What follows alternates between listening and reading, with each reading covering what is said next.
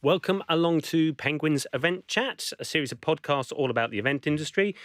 Today we are talking to a clients panel, having a client perspective of the events industry. My name is Richard Bowden. I'm the creative director at Penguin's Events. I've been around in the industry for about 30 years, and the great thing about the events industry is working across lots of different businesses, lots of different industries, lots of different organisations, and of course getting to meet lots of great people who work in that industry. And I'm pleased to say we've got three of them here today. First off, we've got Jade Lett from Equinix. Jade, would you like to introduce yourself and tell us a little bit about what Equinix do? Absolutely, yep. So I am Jade Lett. I am an executive assistant at Equinix. Been working there for almost 8 years now. Equinix are an interconnection company. So in a nutshell, we help to connect, obviously, people, things and places all around the world within our data centres. And I often say, the way I describe Equinix is sometimes you are the internet. You've got huge buildings full of servers and you literally are all over the globe making us all talk to each other. That's definitely one way of putting it, yeah. We've also got with us Paul Reynolds. So Paul is the Vice President and Global Head of Marketing from Galapagos. Paul, would you like to just introduce yourself and tell us a little bit about Galapagos? Hi, my name's Paul Reynolds. I work for Galapagos, which is a biotech or biopharmaceutical company by ambition that's based in the Netherlands and in Belgium. So we ultimately, over the last few years, have produced proteins, which eventually become drugs. We've sold most of those to other partner pharmaceutical companies.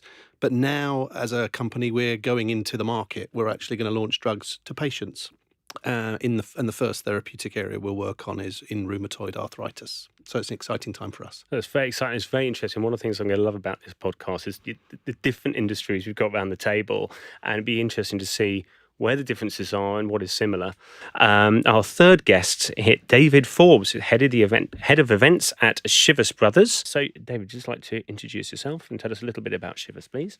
Yes, I'm head of events for Chivas Brothers. And like yourself, Richard, I've been in the events industry for 30 years now, but on the client side. So Chivas Brothers are the Scotch whisky division of the global drinks company Pernod Ricard. And we make all of the Scotch whiskies that are distributed around the world and come up with the guidelines on how they're activated by all the different markets. Fantastic. So yes, we've got a varied perspective on a very interesting industry. So we're going to be covering quite a few topics today, some in more detail than others. In particular, we wanted to look at the way different organisations work and interact with an events agency. Be interesting to hear your views on that shortly. Also want to get a client perspective on the environmental impact that we have in the events industry. What are we doing with sustainability and responsibility, and your views on that side of things. We may touch a little bit on digital technology with events, which is becoming more and more prevalent, and just have a little find out about how you see the future of our industry. But to begin with, let's start first with probably the most fundamental area, which is what is the reason why we're actually doing events in the first place? We're obviously continuing to spend a lot of money on events, bringing people together, but is it a really effective comms channel? Where are we seeing value from what you're doing? I guess all three of you are going to have a very different view on this. Paul, let's start with yourself. What is it that your main objectives out of running events? So first of all, it's always worth explaining that the pharmaceutical industry is very regulated. And then also there's a disconnect traditionally between us and the eventual customer that consumes what we produce. So most of our events are focused on educating physicians who will prescribe our drugs or endorse them or support them or educate others on how to use them. So it's vital for us to have an events platform to provide that essential education about drugs that may be arriving to market, for example, and they know little about it. We're the experts. We've developed them. We've formulated them. We've produced them in the laboratory. And it's vital for us then to help physicians become familiar with those drugs and use them appropriately. So that's typically the focus of most of our events.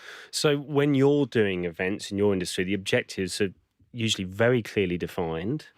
And probably very measurable as well. I mean, how do you go about measuring the impact of the events that you do? Yes, so they're very clearly defined because we have a governance framework imposed upon us by codes like FPA, which is basically the European Pharmaceutical Code of Practice. So they tell us that if you're going to do an event, it has to be for a reason which is ethical. So first of all, if you go outside of that area, you're in trouble. So it has to be for the reasons of impartial education. If I then think about the dreaded words return on investment. So what is our ROI, or what is our KPI? Our KPI is that the audience leave with a greater understanding of what it was we asked them to learn about. What we're not necessarily trying to measure is that they will prescribe more or they will write more of our drugs. And I think as long as we can stay very impartial about why they're there, we have to sort of take a leap of faith that the physicians will learn more, and as a result of learning, they'll be better at using what we sell. And I think we just have to take the expectation that that's okay as an outcome. So hard and fast ROI is a difficult thing to apply. Well, we quite often look at ROO a lot more in the events industry and return on objectives rather than necessarily investment. Obviously, that understanding piece is really important. And I imagine actually if we look at different industries, so Jade, the kind of events that you're doing, that understanding piece is also going to be just as important for you, isn't it? Absolutely, yeah. I think from where I kind of come from of planning events at Equinix is more on the staff side of things. So I tend to get involved in bigger events that kind of, for our employees, effectively. Internal events. Internal, yeah. So that could be, we do a few a year, whether that's, your Christmas party or your summer event. We've also started doing more for our leaders now. So obviously nurturing those guys, what do we want to get from this? What do they need? Yep. And growing on that from the event going forward as well. For us, particularly with any of the kind of social events that we do on the larger scales, we see the return in the employees themselves being quite grateful. It's an opportunity to give them recognition for working hard. And I think, once you kind of get that feedback, I think that's very, very important. And the important thing there, talk about nurturing employees, that's obviously linked to a business strategy. So this idea that running an event has to be very strategic, you must have that perspective all the time. That'd be the same for Galapagos, it'd be the same with Equinix. Absolutely, yeah. David, what about yourself? I mean, you're doing events not just in the UK, but all over the world, aren't you? But we are, and just like the pharmaceuticals, we're heavily regulated, and quite rightly so. And the regulations change by country, and somewhere like the US by state. So we will also be talking to trade, industry, advocacy, internal distributors. So the objectives for each event will differ from which brand it is and what our target audience is. How much, perhaps a question for both you and Paul, this idea of compliance, how much is that a burden and how much is sometimes actually that can be helpful as well in helping to sort of maybe focus what it is that you're trying to achieve and what you're trying to get out of it? I mean, Paul, with yourself, I think, to be honest, it helps us. If I think about the bad old days, I joined pharmaceutical industry about 20 years ago. I remember going to major symposiums and it was almost overshadowed by the giving away of items, low value gifts to physicians. I mean, this is actually not the way in which we should operate. That's all been cleaned out. So actually the relationship that we have with physicians is pretty pure now.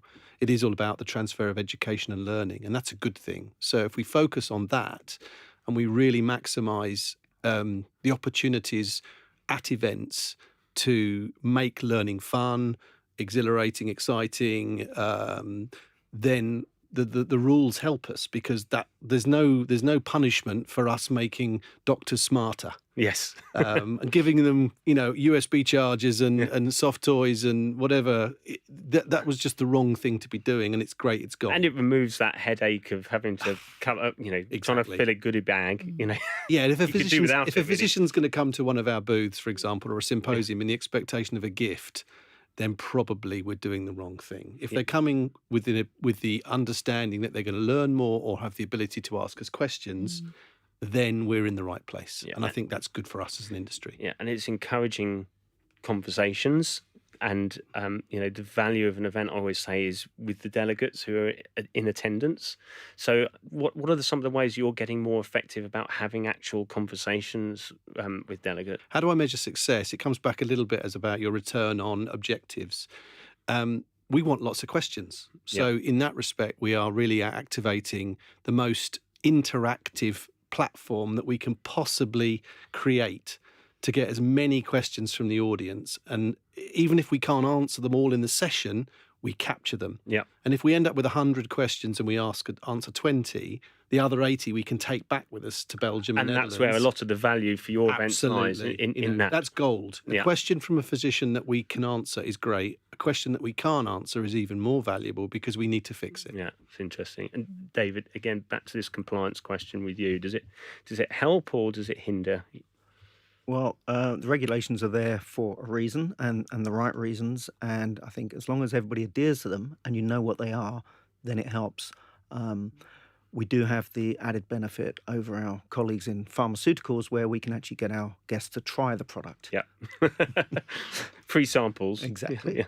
And Jade, what about yourself? You don't have any quite the same sort of compliance issues. No, not from where I'm kind of stood.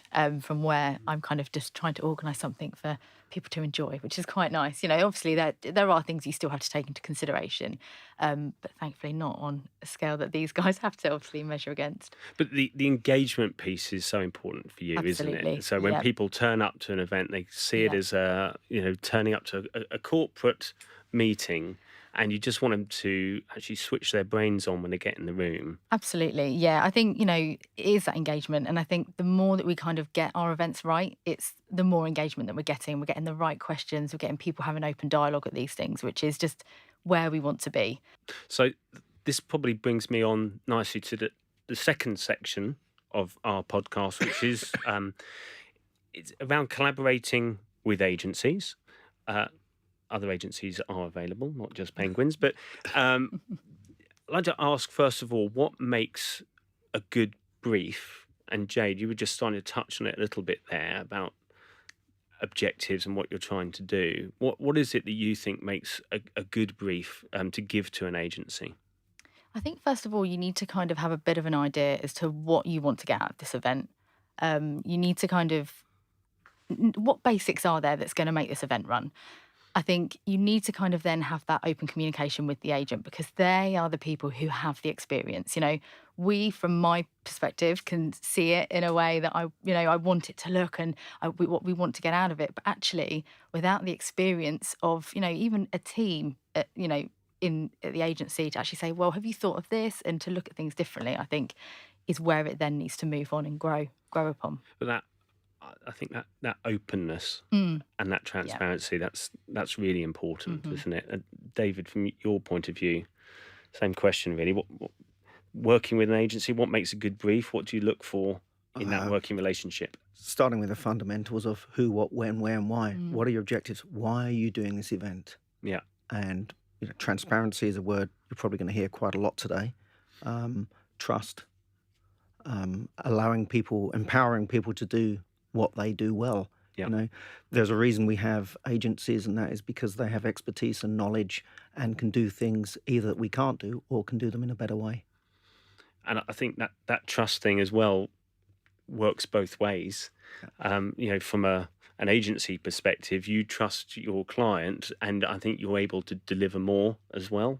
And you work that little bit harder, and you trust if they say these are the objectives, this is what we're trying to do. You know that you can trust that judgment and you can trust those objectives, so that if you then deliver against that, you're not going to have we've all had projects where, let's say, the scope has changed, but if you're getting it the right brief up front to begin with, that's always a big bonus. Paul, from your point of view. Yeah, we can't expect you to be mind readers. So there's a mutual obligation for us to lay things out clearly for you. I mean, I just brought in a global head of Congress and events. So she's now starting to establish that function within Galapagos. She's really good, but she's better when she has brilliant partners, because the partners bring innovation to the party. So when we have a great idea, she brings something and then our partner brings something more. Where it goes wrong is if we throw it over the fence and just say, it's got to look like this and it's got to happen like that, and you make it up. And then, of course, what comes back is not what we wanted because we didn't express what we wanted clearly enough to you. So there's a huge trusting relationship. We trust you to innovate. We also trust you to, I suppose, compartmentalise the offer so that we're really understanding the different components that you are suggesting for whatever event that we want to be transacted. And we can pick that apart with you and decide which bits we really want, which bits maybe you're pushing us to make us go outside our own comfort zone, and which parts we can say, you know what, not now. Yeah. There's probably an element of being very clear on some parts and then leaving the door open to Yes, be pushed definitely. in other ways. I do an event probably 5, 6, 7, 8 times a year. Significant event, either a global congress or an internal event or external event with the team. You do it all year. So who's going to be better and smarter at running events? It's going to be you guys. We need to work together to use all of your ingenuity and the technology that's changing in this industry and feed it into what we're trying to achieve. Yeah, that's really interesting. I mean, would you, people listening, if there were any sort of top tips, any particular do's and don'ts of working with an agency, anything to offer on any of that, David? Lead time. Lead time, yeah. Yeah. Longer the better.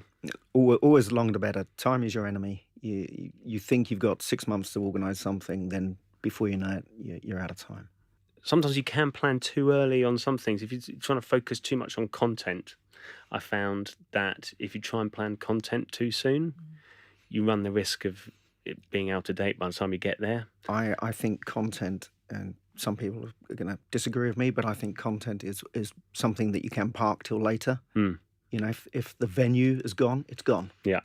Correct. If you can't book a flight, it's because it's gone. Yeah. You need to get the foundations in place and the content. And as you well know, the content is going to change right up until that coffee break just before they present. It never happens.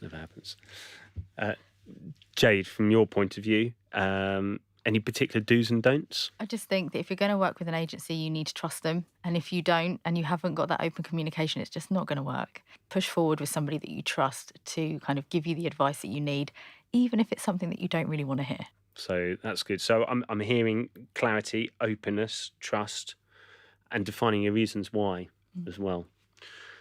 Brilliant. Thank you very much. Third area we wanted to quickly touch on was around this issue of the environmental impact of events. Now, this is a real hot topic. It's not going to go away. And personally, I think we try to do a lot in the event industry to lessen our environmental impact. But I think by its nature, it is a challenge.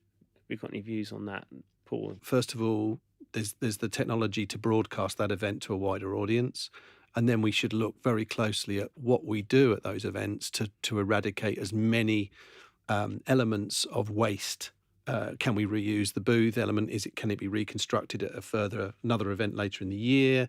Single-use plastics, food waste, all these sorts of different things, they do make a difference. So there's plenty of points where if we're thoughtful about how we operate, yes, we've got a bad footprint because we're asking physicians, for example, to fly to a central location in Europe. But then once they're there, let's make sure that we try and make it as environmentally friendly as possible. And there's something there around this. I know this word has come up before on previous podcasts, but around purpose. You make sure that the event has a genuine purpose. And clearly someone like ERS has got a genuine purpose of bringing all those healthcare professionals together. It's very important that we do that. Yeah. And we're not doing events in a kind of throwaway, haphazard way because, well, this is the way we've always done it. Yeah, I mean, you could say, the reality, when you speak to a lot of doctors about why would they go to an international congress, the reality is that they use it as a single point of education to top up their own CME points, their continuing medical education points. Yeah. So rather than attending 10 courses in their car, they choose to take one flight a year to one meeting and to completely fill up. And it consolidates everything. Consolidates their learning, gets all of their points they need. They get to understand everything that's breaking in the industry. They do it in one weekend, which is also good for patients because they're not out of clinic. And so you could say that there is a trade-off there that's actually fairly responsible by polarising their focus in one place at one time. David, from your point of view? Well, we do a lot of consumer events, and we do use a lot of glassware. But sort of, I think it's... Rather that than plastic, surely. Absolutely. So, I think it started with a movement called bar straws in our industry, where we eradicated straws. That was great. Nowhere near enough. Whether it be booths, bars, whatever in the events industry, we certainly should reuse before we recycle. You touched on food waste as well. There are apps and agencies to sign up to, which we have done, so that when we've got fruit garnishes and ingredients left afterwards, they're always picked up, so they're not used. A couple of years ago, never happened. Went in the bin. So it's moving in the right direction, but we've got a lot to do. Sustainability has a cost, and whenever I look at my budget sheet, there's never a line in there for sustainability and to pay for it. So you've got to get creative and work a way around it. Maybe that's something as an industry. There are some policies that could be signed up to by agencies to have agreements that we don't use any single-use plastics. Yeah, and there is a lot of work going on with this at the moment around CSR policies and environmental policies, and making sure that it's not a lost line at the back of a proposal somewhere, but it's actually up front and centre, because I think it is becoming more important. And I think the more clients who are asking that question to agencies, who said, look, we're going to do this event, we know we've got a need, but what are we going to do to lessen the impact environmentally? And Equinix, I know, as well as just the environmental impact, you're doing a lot in terms of giving things back. There's a charitable elements that you guys get involved in quite a lot as well, isn't there? We do, yeah. So we're trying to do a lot more kind of this year and going forward as well, with regards to kind of giving back to the local community, whether that is kind of in Slough where we are, or worldwide. There's a huge kind of element to push our impact side of the business as well, which is great. So it's kind of nice that you're giving back in one way, but definitely with kind of the whole environmental side of things.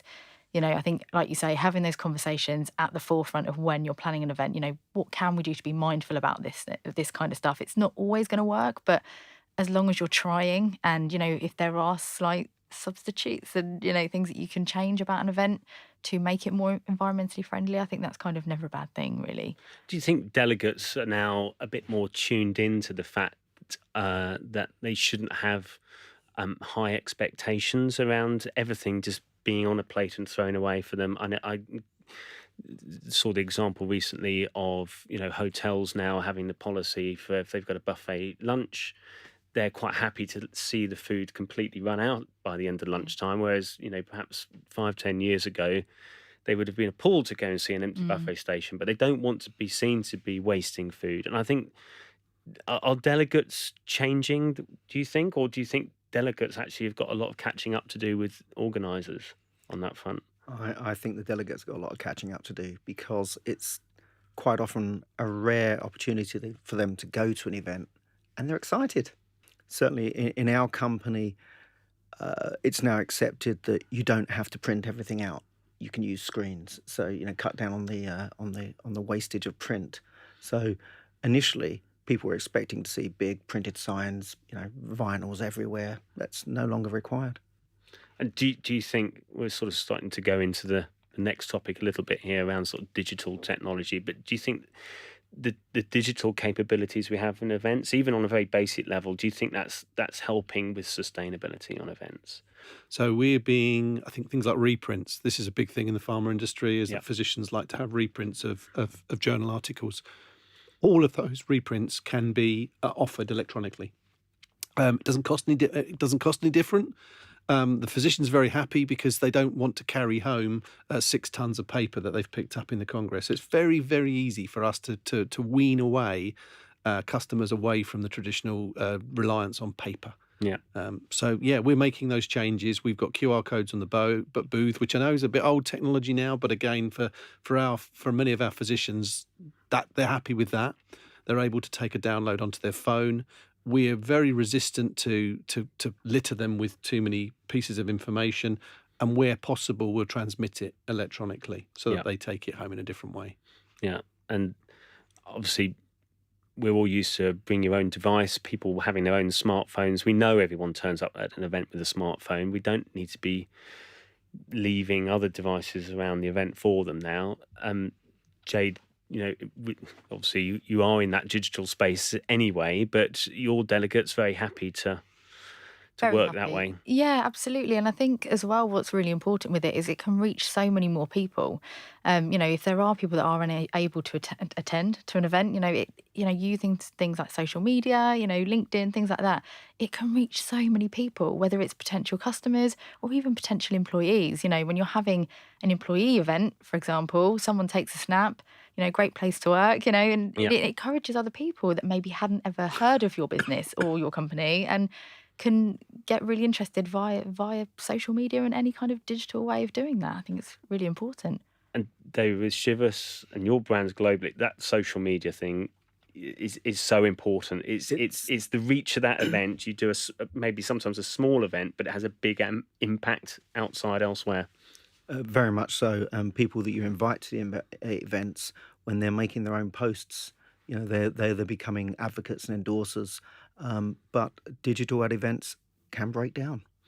It can hit your credibility. When people say, "Why didn't that work?" It's digital. I don't know. So don't rely on the technology. Have a backup. Yeah, Always have a backup. be of prepared for something. people to actually talk to each other. Yeah, and which is great. And not everybody has a digital device. If you're doing an internal event with 1,600 people, they may not have or may not want to use their own personal device for a company event.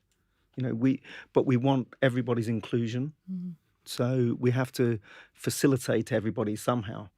So that could mean a lot of devices being supplied. But when we're talking about doing creating events or creating experience, and perhaps if we're starting to move into some of the sort of maybe some more consumer-facing events, for you, David, creating that experience that people want to shout about, that they want you're encouraging them to put it on Instagram and continue that conversation outside. What sort of things have you been doing in the events that you've done globally that have been maybe some of those wow factors that people have then decided they want to take that conversation and show off on social media and give you better brand exposure? And I think for the social media, there's that cropped shot of that person doing a selfie with something behind them. So you've got to give them something good behind that's not just a logo, because nobody wants that. Something creative, something that's aligned to the brand or the message that you're trying to give, and that's going to fit. And that's not always easy to do. So it's creating moments Yeah. that then have a sort of more far-reaching impact and spread those brand values elsewhere. Yeah, and it's giving our audience content, because if you give them good content, they'll use it.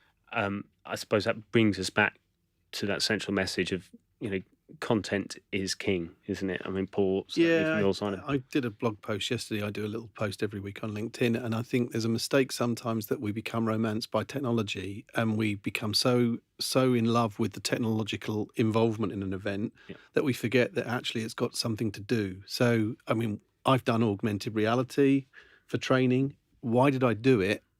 I think one, at the time, I'll be honest, it was because it was really novel that guys could wear a headset and that they could actually step inside our marketing campaign.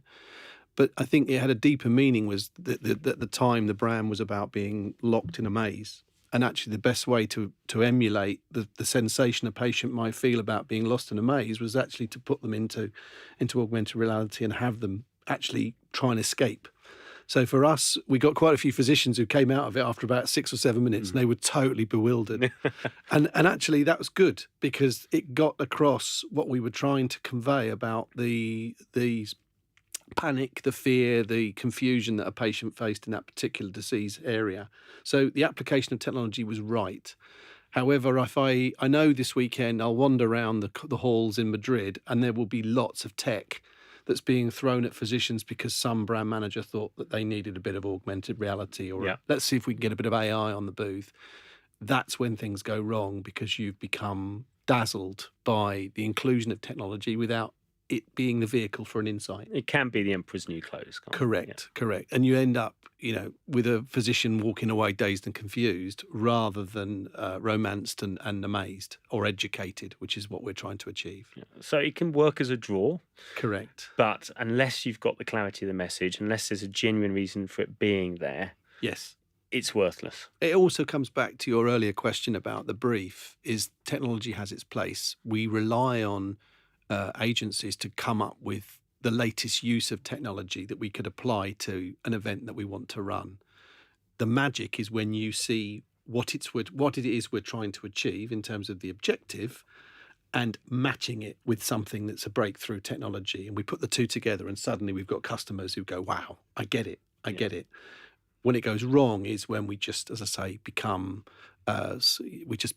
in love with the fact we've got to have it. We've got to have it, whatever, and we'll try and work out what to throw at it to make it work. And then we end up with not really the right application. Looking towards the future, I suppose, of events, as an industry, how are we going to grow and evolve, continue to be relevant for our delegates? Jade, we did an event for you, which I still love, and I think there's a lot more room to do this with more clients and changing the way that event and content could be delivered. Doing festivalization of events, is, I think, becoming a lot more prevalent. Just talk a little bit about that event and do you think there's a kind of future in doing things differently like that? Yeah, absolutely. I think that's probably been one of the events, particularly for our staff, that we get the greatest kind of feedback from, to be honest with you. It's a way of kind of our employees just having a day where they can just step away and kick back and just have some fun, have some food, have a bit of socialising with your colleagues. We really, really see a huge benefit of this. I mean, if we didn't, we wouldn't do it year on year. And I think one of the reasons why it works so well is because we listen to our employees and to what they want to get from the event. If you're not getting the right atmosphere and the right feedback, there's just no point in putting it in there. It's a real waste. I do think that, having something that staff, it gives them something back. It makes them feel, I'm not just a number here, I'm actually a person and somebody's listened to what I've said. And this is what we've created from our voices, I think is really, really beneficial. And there's something there around having, I suppose, some formal objectives, some strategic ideas that you're trying to fulfill, but you're doing it in an informal environment with people having fun. Yeah. This idea of running a conference more in line with the kind of traditional format of a festival or music festival. Yeah. I think that remains and becomes even more relevant for the post-millennial Generation Z, and just the fact that I think it was something like 27 million people went to music festivals last year. So you suddenly start delivering business messages in that kind of environment. I mean, for us, it didn't happen overnight. This started as a barbecue with about 10 people with my MD in a car park of one of our data centres. That's how it started. And it just grew upon that. And as we grew as a company, we were able to tweak it a little bit, then it went to a nice little summer party somewhere. And then, this idea was born. We'd done a big acquisition and we were like, how are we going to get these guys to feel included? We want to create a welcoming environment. We want people to say, do you know what? We've gone for a really, really scary time, but actually I think this is going to be okay. And that's where our kind of festival really was kind of born, to be honest with you. And, it was done with great leadership from our team that kind of said, this is the idea. How do you think it's going to work? Working with you guys to say, this is what we want to do, but how on earth do we do it, And it has, and it's very organically grown to kind of where it is now. And it is something on the calendar that everyone will come and speak to us and say, we've got a date for that yet. When's it going to be happening? Where's it going to be? What have you got planned this time? And to a degree, we like to keep an element of surprise, but everybody knows what they're going to get. And they're not afraid to kind of say, actually, what about this? Or, and we try and encourage that as well. So it's So real engagement piece real there, engagement, isn't it? yeah. Listening to your audience, Yes, being absolutely. innovative, and staying relevant going forward. Yeah, really, really exciting. So the future for events, as far as you see it, continuing to evolve and strong and an important part of your comms mix internally. Definitely, yes. Paul, from yourself? Well, you just struck a chord, actually. We had a 20th anniversary party in the summer, and it was very similar. It was basically just kick back, and there was a very beautiful chateau in Belgium. Reason being, it was between the two countries that we're based. And I think what's important is that it was all about relaxation and about rejoicing and celebrating the company, and it didn't over-engineer it. I think that again, with events with your teams, don't fill the agenda too full, because actually one of the reasons they're with you for a team event is just to kick back and to talk. And if you lose that and you overcrowd the agenda, then actually people walk away thinking, well, actually we didn't really get any time to meet each other. In the wider question, the industry is safe. We will continue to meet. We will continue to have a necessity to train and educate our customers. I think what will happen, though, is there will be more virtual meetings that will bridge the gap, because if the European population of physicians is probably 500,000 to 1 million physicians. A very small proportion of them will attend international conferences where they'll meet us. So we need to reach them in other ways. We'll do that nationally, but that'll be very small. The other thing we'll need to do is outreach through other channels. Yeah. That's, all the classics, webinars and whatever else. But ultimately, we need to enable content through other channels to reach physicians who don't follow the traditional travel routes that take them to education that we can offer. But that's presumably all part of an overall strategy and Yes. a comm strategy that needs to be linked. And it needs to be managed as one program, or do you see them?